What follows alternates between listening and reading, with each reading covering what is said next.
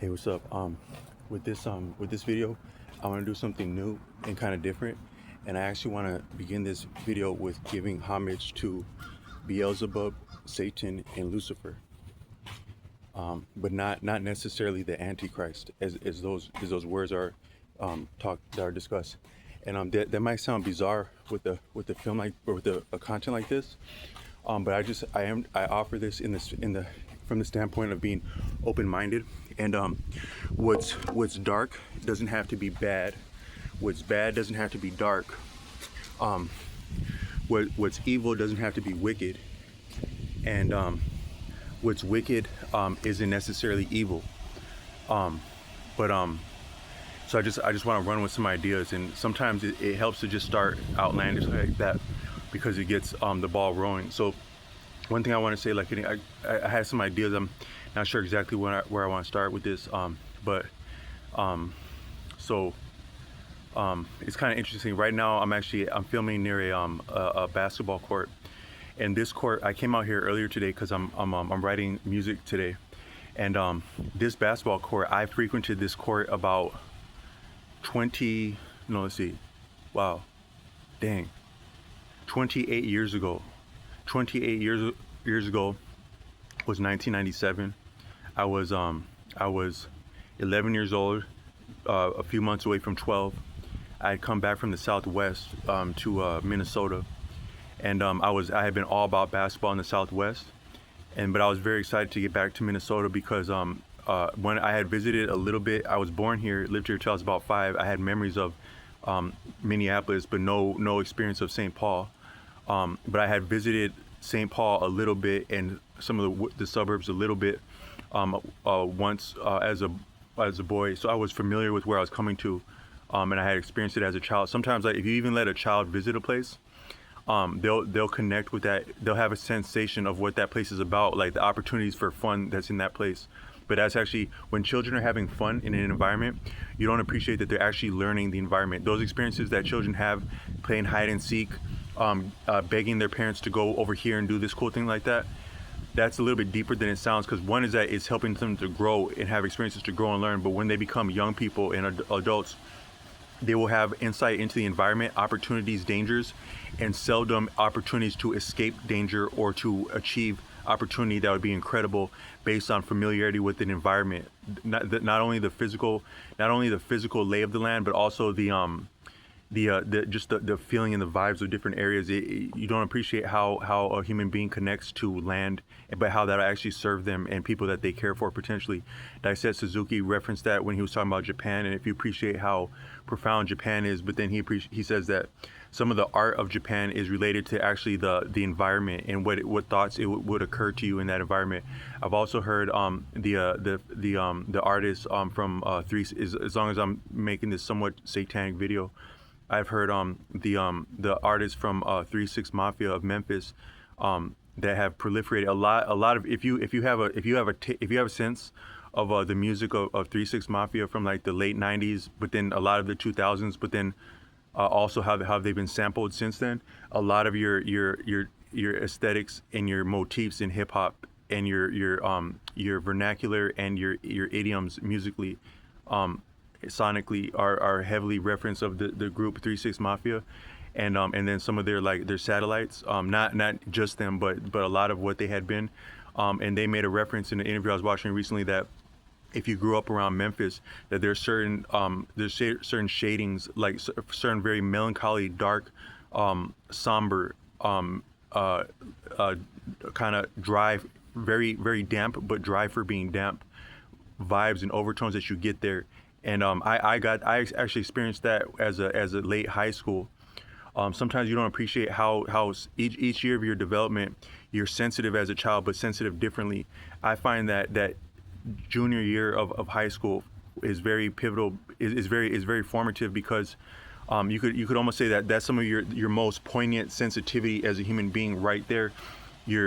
Sometimes you don't appreciate how the way your life lined up was very poignant and significant and almost strategic. Like because this existence, it wastes not. So actually the trajectory and the cycles that we're within, the reverberations, and then where they would place us at any point in time, it factors into this existence, and our place in this existence and our meaning to others and ourselves is very significant. Like I mentioned that I was born a month before 1986, the last 4 years of 1986, the 1990s, the first 4 years of the 2000s, as in to the very end of 2003. I turned 18 a month before 2004.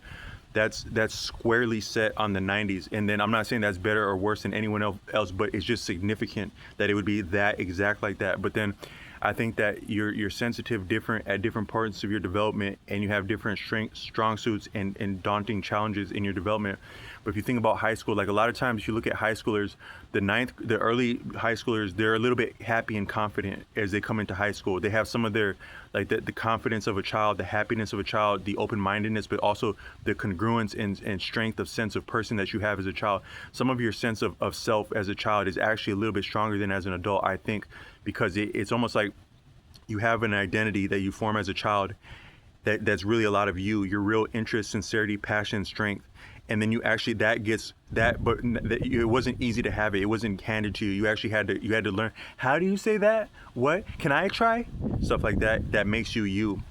And then also the things that were really fun and really also horrible and painful about being a kid. Even just someone telling you to sit down somewhere and you're like this, but that's really horrible when you feel that as a child, but that makes you you. But then when you get to high school, a lot of that you get you get shattered in different ways when you're a young person, and then you get your identity exactly confounded sometimes because you have this identity going into high school, but you can perceive it's not cool enough for certain situations, or it's not savvy enough, or it's not versed enough, or it's not seasoned enough to be a lot of yourself and have like confidence, but also like a smoothness that actually comes from practice. So just because you struggle with your identity in high school or as a young person, I don't think that's a problem. That might be exactly to your strong suit, because to have an identity first, to make one, but then have it frustrated, confounded, shattered, but then coming through that like a phoenix, then you start to become a lot of who you really are, but you're now battle tested. So I think that in high school, like maybe ninth grade, you're a lot of yourself. You're confident like that. 10th grade, I don't even know how I would describe 10th grade from my experience. It was that was probably, actually 10th grade was probably my most turbulent year of high school, because I actually got into that's the only year that I actually got into like physical confrontation. And then I had my family member had went to the South before I did, so I didn't grow up as a single child, but I was with a single parent, but I was in a single parent household for 10th grade. And so that was a very challenging year, and I think I floundered in some senses, but I also did better because I had more freedom of just, sometimes it's not fun to be up under and next to a grown man, even as a high schooler. You know, it's like your parents kind of cramp your style. Some people think that's good, and there's some benefits from that. That might be true. But just being right up next to and under, because I remember I'd meet like girls at these, like, the real purpose of theme parks is to meet girls. Like, for anyone that didn't know, like when you're a young person, like middle school, like those trips to theme parks, like in middle school, they're exactly to meet young people your age. That's the real fun of a theme park. I mean, the rides are cool, but it's actually a pretext, and it's nothing as fun as if you're meeting people. But then I like meet these girls at theme parks, a friend and I. And then they were from way the hell across, like 40, 50, 60 miles away, far in the hell away. But we'd actually have like a relationship over the phone, and then seldom once in a while get to meet in person. I think they're actually lying about their age, because like I think they were like 1 year younger than us. We were like ninth grade, they were 8th grade. But to a kid, like, that's egregious, because like there's nothing, like, it's kind of interesting when you're actually comfortable dating someone a little bit younger than you in life. But like in school, I was never trying to date no one a year younger than me. And then like that they were lying about that would kind of irk a young person, but they were still cool as hell. But then they'd be calling my home, and then my dad's self would be logging online, kind of neglecting us, like anything cool to do with a family, and then like all up hopping online. But it was at his house, so I'm actually probably more bogus for even talking like this. But all I meant to say is that I'd be like putting moves on these girls, like they'd be actually like my same age, a year younger, in ninth grade. and like we be like actually really vibing, like we not just talking on the phone but really connecting, like, and especially like for the first time doing that as a person when you're young. And then here go here go my dad's self logging on to the internet, like that takes over the phone line, but also knowing that I'm talking to girls on the phone and logging on like that, just stuff like that, it just sucks. But then I think like 11th grade, you're having so much struggle, not struggle, but you're in when you're young, you're really preoccupied with dating, like you're preoccupied with becoming a cool person. Like you basically like a lot of things that have to do with fighting, fleeing, and fornicating, as any human being does in high school. You don't understand it that way consciously, but you're interested in cars, still a little bit of bikes, maybe motorcycles if you're like something of a young, about to be a badass. You're interested in girls. You're interested in like sports, but especially like stuff that could be similar to fighting. A lot of sports, any sport is really similar to fighting, because if you're good at a sport, it's going to come down to footwork, and if you're good at fighting, it's going to come down to footwork. So you're interested in fighting, or you're interested in like movies and themes that have to do with like fighting, or music that reminds you of fighting and stuff like that, whether or not you're actually about that life. So those are the things you're interested in. But also you're not really that good at it yet, unless you're like a prodigy. Like sometimes I'll see like young people, like they'll get online like rapping, like freestyling, and then they'll be like talking about like dating and stuff like that. Yeah, I'll do this and that, and then I won't call her back. And I'm like, dang, like they're young, but they actually know what they're talking about like what would work. So just because someone's young doesn't mean they can't like be as cold as someone that's older with like the stuff that we're all interested in our whole life, fighting, fleeing, and fornicating. But and I don't mean to be flippant about that, like talking about young people rapping about that subject. But if we're just honest, that's what's on our mind in high school. And but just because a person's young, like a high school young adult, stuff like that, it doesn't mean you can't be good in social situation, have graces, be smooth, stuff like that. But you have less of experience, so it would seem more daunting and like profound. Like, oh wow, that person really is like smooth like that. And it's like I think every young person, like when you're a young person, you have a couple women, girls that stick out to you, and they really change you, like for the better, I think, but they really inspire you like that. But then you have certain males that are like that also, where it's like dang, like that person is just cooler than life, you know, like if I could just be like that person. I think everyone has something like that, but a lot of it's like these social graces, but in maneuvers. But it's not that they're that profound, but it's just that you have less of living, and so you haven't felt yourself out yet. Like they say, like if you look at a young child, they're a little bit awkward in their own body because they haven't, that muscle memory is not there as settled as once you've done a lot more of living, 5, 10, 15, 20. Sometimes if you just look at food stack up in your house, like you haven't been keeping up with like throwing stuff away, just a couple of days, a couple of weeks, the way that laundry and food piles up, it's like you really eat a lot of food in the course of a day, a week, a month, a lot. If you were to just look at the remains, the wrappers, but also you go through a lot of clothes like that. You go through a lot of living in 1 day, 5 days, 10 days, 15, 20, but over years like that, even the difference of like 3 or 4 years for a young person, that's quite a bit of living. But it's also like coordination with your body, but also your mind and your personality and your seasoning and stuff like that. So I meant to say is that for anyone watching this, don't be too hard on yourself like growing up, because a lot of things that seem incredible like socially and personally is just a matter of practice as anything, and also like putting in your reps and going through the hard stuff and working your way up the totem pole, even the totem pole of yourself. But when you're young, you don't know that, so you look for shortcuts, like maybe alcohol. I think a lot of people, when people drink alcohol, it's because they want to. They once felt cool drinking alcohol, and they're trying to get that feeling of feeling cool, and it takes alcohol to feel cool. That might sound like yeah, okay, Einstein, thanks for that one. But actually, some of the things that are that obvious, they take longer to really understand what that means. Another one is like when they say like back in the day. So that's why I actually did this video, is that but all I meant to say is like in high school, I think that the 11th grade is more formative than you might think, because you've actually started to get some of the heartbreak. You're still sensitive, very sensitive, like for falling in love or getting mad at people or standing up for yourself, stuff like that. You're very sensitive like that, but also you're seeing failures within your personality, and you're starting to get people that really don't appreciate you or don't understand you, stuff like that, don't get you, even for the best of you. And that can be very challenging. So something about like even some of the upperclassmen in high school, like the like 11th grade, you're older, that you're not quite exactly a kid anymore, but you're not as much of a grown man as like the people that'd be seniors like that, or grown women as the seniors. So that 11th grade is kind of unique like that. And I was in Memphis for that.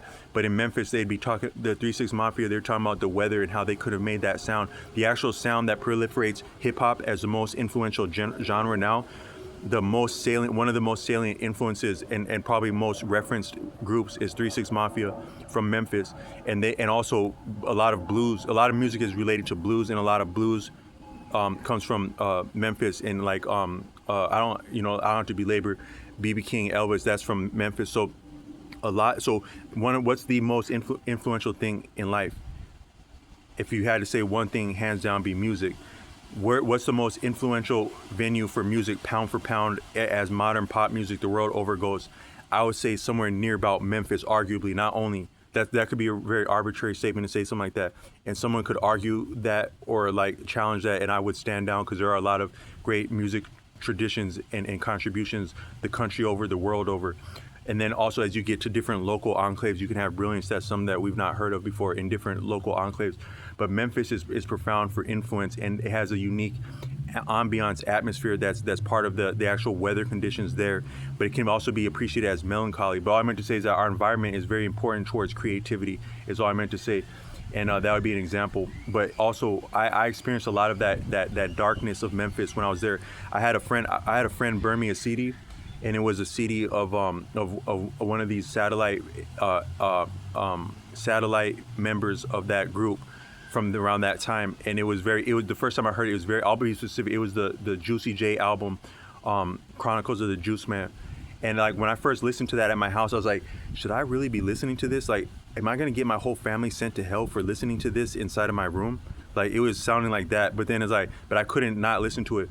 I wouldn't have been so bold as to listen to music like that that's titled 3 6 Mafia. But I was once on a bus in Memphis, and there's this pretty girl, I think she was Mexican, and she had an older brother that was like, he was cool as hell. He was like a couple years older than us. He could have whooped anybody's ass, but he wasn't trying to. He didn't give a damn about anybody. Like, even people like flirt with his sister, he didn't give a damn about that, man. Just let her do her thing, man. He ain't tripping about that. Like, probably if someone's egregious or they got out of pocket, he would have checked that shit. But for every little dumbass on the bus, he wasn't tripping about that.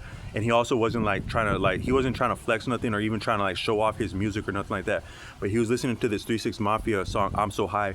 And that's a very unique song. It's like down, down, down, down, down, down, down, down, down, down. It's kind of like a trance. It's a very unique hip hop song, but it even sounds unique hearing it from someone's headphones. Just the parts of the treble that's high enough to carry when you got headphones on. It sounds near about like trip. It sounds like from another world wavelength like that. And it's like damn, what is that like? It's like drawing you in like that just from his headphones like that. And then later I would find that song. And that's a really cool. That's one of those songs that you can listen to on repeat, and it doesn't quite get played out. That'd be like, usually I don't drop a lot of style moves, but if you really want to do something cold like that, bump the song "I'm So High" by 3 6 Mafia on a motorcycle, loud, either the real track or the instrumental, and see what kind of glances and attention you don't get bumping a song like that. So like a lot of times, like, I used to feel like nervous about bumping like hip hop loud, because I'm not trying to look for that kind of energy, even though I'm bumping that kind of energy.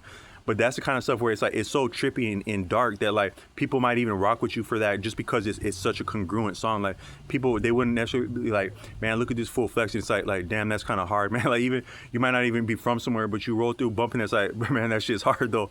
But that's a song like that. So that'd be a style move. Bump that. I'll break out some. I did say I'll break out some style for this video. Bump the song "Real Motherfucking G's." And I'm not trying to act like I'm about that life. I'm not trying to act like that. But just if you wanted some style to get some attention, get up on a motorcycle and bump "Real Motherfucking G's" by Eazy-E, "I'm So High" by 3 6 Mafia, the regular or the instrumental. What would be another thing like that? Bump East 1999 by Bone Thugs and Harmony, the instrumental version. Bump some of your Master P cuts, like your No Limit cuts, bump the instrumentals to that on a motorcycle. Or bump see, I shouldn't be telling on myself like this, and that's why the ideas aren't coming to my mind, because if I wasn't on camera, I'd be thinking about all kind of cool stuff like that to do. But some things aren't meant for camera, even some of those style moves. So there they are. There's more of them. There's a lot more of them. Another one would be like a lot of your 3 6 Mafia tracks bumped it, the colder of which bumped the instrumentals of them, like Project Pat. Ooh Nothing by Project Pat. That's been sampled a little bit. That's bump that by the instrumental version of that, or bump on the Juicy J Chronicles of the Juice Man. There's a song on there. It's like they turned it into a club song. It sounds cold as a club song, has a higher tempo, but the original version on Juice Man Chronicles of the Juice Man, it's like a slower tempo, and it sounds really dark. But if you had the higher tempo club version of that song, I can't think of that song. It's the one that's been converted to a club song from that song. It's like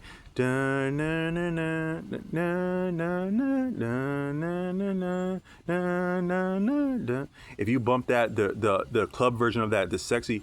There's an artist named some of these hip hop artists, I don't want to drop their name because they're the type of people that have smoke about someone dropping their name. But I've heard that song done well, like to a fast club type tempo. If you had that song like a club type tempo on a motorcycle as an instrumental, that would be cold like that. But I want to say, like, another thing that people don't appreciate how deep it is when they say back in the day. So you sometimes, as much living as you do, like in a year, 5 years, 10 years, 15, some things never change, or all things, or some things never change, or you could say change doesn't change. So what would that mean if you're sitting? Because I used to come out to this court where I'm sitting at now as a young person, and I'd be out here for for a long time by myself. And there's some kind of feeling that you get. Anyone that's a real, like, a hooper. I've been called some things you can't call yourself. Some of and I'm not trying to flex with this, but some things you really can't call yourself. One of them would be hooper. You can't really call yourself a hooper. Oh, I'm a hooper. Is there any other hoopers here? Because I'm a hooper. You sound silly saying I'm a hooper. But if somebody calls you a hooper, oh, that fool a hooper, he called like that, he be hooping. Yeah, he was hooping up there. Then it sound cold. So it's almost like you're real. That would be like a title. A title is something you can't call yourself. It has to be conferred on you. So I've been called things less than and maybe as cold as a hooper, but not necessarily better than a hooper. I've been called a hooper before. You have to earn that one. And there was I had a high school reunion, and there were some fools that up there that we were on some of the same basketball teams in school, and like we were each other's exact competition for girls and for sports. And so we'd be going back and forth. Like some of us, we'd be like at each other's neck, but it was never like mean spirited or like for example, that's how you know if you're really cool with someone, is like it can't somehow. There's something in you where sometimes you actually don't get to choose who you're cool with and who you're not. But some people, like, even if they get out of pocket with you, you don't exactly go there because on some level you really feel that as your friend. So I'd have a friend like that, and we'd be playing basketball. And like one time we were doing this thing, like it was like a pick and roll exercise on the basketball team in high school. And he had told some other dudes like watch this. And then he knew I was about to be setting a pick because that's what the play was that we were practicing. But he was actually he was stocky. He had been like a quarterback, and he had like a little bit lower center of gravity, and he was a stocky dude, and he was also a boxer. So like boxers, they kind of move better. They're better with their weight than a normal person. And he exactly knocked me off my ass trying to do a pick like that. But it made me smile, like because I wasn't afraid. He probably would have whooped my ass if we would have fought because he had background in boxing, and he wasn't a punk. He wasn't a punk in school already. He was already about that life as a young person, but he was more so of a comedian. But I wasn't trying to have smoke with him, but it was bogus what he did like that. But that might be like a test. It's like if somebody just walks up to you, if somebody just shoves you, like boom. If you don't know them, because I think some of it is just if you know a person. Like I've had different people in my life that really got out of pocket with me. They did some whack shit, but it didn't make me all the way heated. One, because like a lot of my friends were formidable, so if I would have been having a problem with my friend, like someone would have got hurt with that, and it would have been bad, likely for me, because a lot of my friends were formidable. They're like wrestlers, boxers, like about that life. I wasn't about that life, but I just somehow got along with people like that because like opposites attract, and so I'm kind of a gentle person, so I get along like that. But still, when my friends would do different bogus stuff, if I had actually bonded to that person as a friend, like I actually liked them once upon a time, and still, if they did something egregious, it wouldn't irk my self-defense instincts like someone that I really don't know or that I really was not at any point cool with. So there'd be times in high school when I did stand up, people did bogus stuff, and it's not that I stood up for myself, but standing up stood up for me when it came to that. But these other people, it wasn't exactly to that point, even though they did something out of pocket. But this fool knocked me over like that, and he made me smile. And then like there's other kids on the team, they actually respected. Like they're like, man, how is this fool smiling right now? How do you smile like that? But they weren't looking at me like a punk because they see me get down like in sports and stuff like that. But they were like, it's just it's just a reflex. Like it's kind of like friend or foe. It might actually be a reflex that's like beyond us. Falling in love might be like that too. But then, like at this reunion, like I didn't stay for the whole reunion because it's kind of whack. Like a lot of the people that I went to school with, they didn't really take care of themselves. Like they were like a little bit. Everyone was like a little bit fuller in the face. Like actually, you sometimes because you don't appreciate what it's like looking back at yourself. So looking out, all of us that went to school back in the day, it's like a lot of us are still kind of kids. Like a lot of us are still kind of immature, even as our ass are getting close to 40. But you can't fake your face. So everyone in high school, they damn near turned into a chipmunk. Even as I'm looking at myself in this video, I might have turned into a little bit chipmunk like that too. But I think that's from the good eating. So you can say everybody been eating good from high school. So I ain't got to worry about people getting malnourished from my class. So you got all of us chipmunks back in there. But I was winning some a little bit because I had I think I was rocking braids when I came in there in the high school reunion last summer. And I don't know, like sometimes like your style, it'll be better at different years. So last summer, I think the energy was different last summer, and my style was hitting for more last summer. It might be a little bit more curated now, but it's hitting for more last summer. So some of these people in high school that they never paid me no attention in high school, or I didn't even know we were in high school together, even though we were there every day and I saw them. Like they were actually kind of cool when I met them, and like they were actually like kind of interested in what I've been up on, and like kind of like give me attention, like they didn't say it out loud, but like this place is kind of whack. But what are you up on? Oh, okay. Like we were vibing a little bit, but I still got the hell out of there because it's kind of whack. Like all these chipmunks you got, and you realize like, man, we never even knew each other. I don't know who the hell these people are now, but I don't know who the hell they are now. And then I look back at some of those pictures that I wasn't present in or I wasn't smiling in. I never knew them back then, even like I don't know them now. So all these anonymous, you got all these anonymous chipmunks together up in there. And then like some of them are still having like some of like the attitudes and like they're still having they're replicating the same pecking order for high school, but none of us are stuck there like we were in high school. So you can just walk the hell out of there and leave them with their pecking order that still has meaning to them. And then like they're probably like all of each other's friends on Facebook and stuff, and they're probably sweating each other's Facebook and stuff like that. But I wasn't having no parts of that then or now or at the reunion. But then my girlfriend from high school, she was like she's big about people. She's a very loving person. I think some of your people in life, like in the community, like you'd have these people like in African society, like my grandmother, and she'd be very deeply and intimately connected to each member of the community. She'd have a place for them in their heart, and she'd remember all things about them then and now as though no time had changed. And my girlfriend in high school is like that, and I think she put together that reunion. But she was telling me about them. They had been talking about me like when I wasn't there at the reunion anymore. Like where did that fool go? But then she said they had some cool things to say. That's how you know how people really feel about you, is what they got to say about you when you're not there. And they're like, yeah, man, they were saying like he used to have the coldest fades in high school, and he used to be clean with them. He used to have them creases, and then he was a hooper too. He'd be hooping like that. So they said that, but I got like that because of this court where I'm at now. But if you look at it, that there's something, anyone who's a hooper or you've really done something outdoors, but you practice at it, like I don't know what that'd be like practicing baseball. Some things you can't do alone the same. So it'd be hard to practice baseball or football alone. Maybe some of hockey would be difficult to practice alone, but basketball is unique because it's a very solitary. It's like a solitary sport. Like you remember the Jordan Bulls, but more so of Jordan, and it didn't necessarily take the Bulls. Or if you interchange the Bulls, Jordan is still Jordan by and large.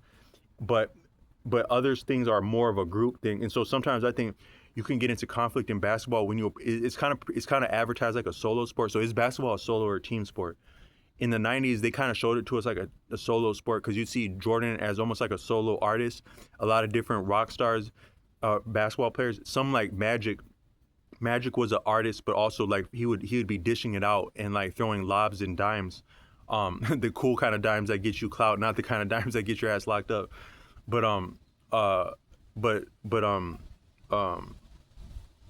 so Magic was like that. But a lot of sports is like is it a team or is it a solo sport? And so you can be on a team and y'all are winning, but like, man, that fool be riding the bench. That fool be on the pine pony, man.